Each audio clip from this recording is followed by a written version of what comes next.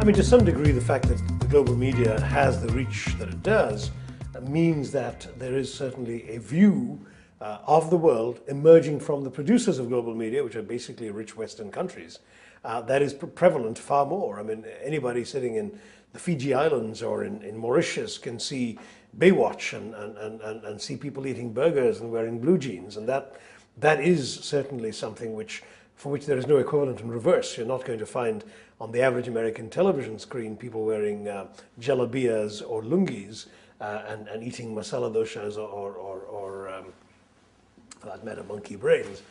The fact is that traffic is largely one way from the global media, and it's therefore spreading one set of ideas and lifestyles to the rest of the world.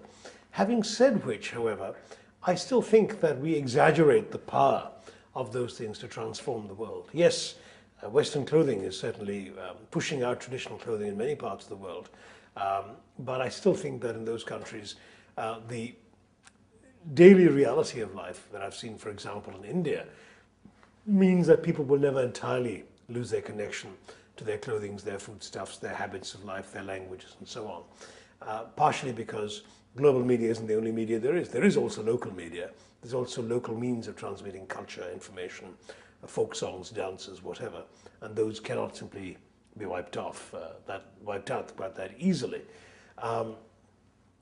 Is media destroying other people's values? Well, if people are sufficiently influenced by the media to destroy the things that they've grown up holding dear, then they are to blame and not the media, it seems to me.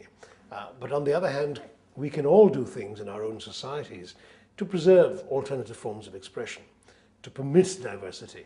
I've often argued that the 20th century was supposed to be the century in which we made the world safe for democracy. Maybe in the 21st century, as we know more about each other, we have the resources, the technology, the media to see and depict and portray each other, we can make the world safe for diversity.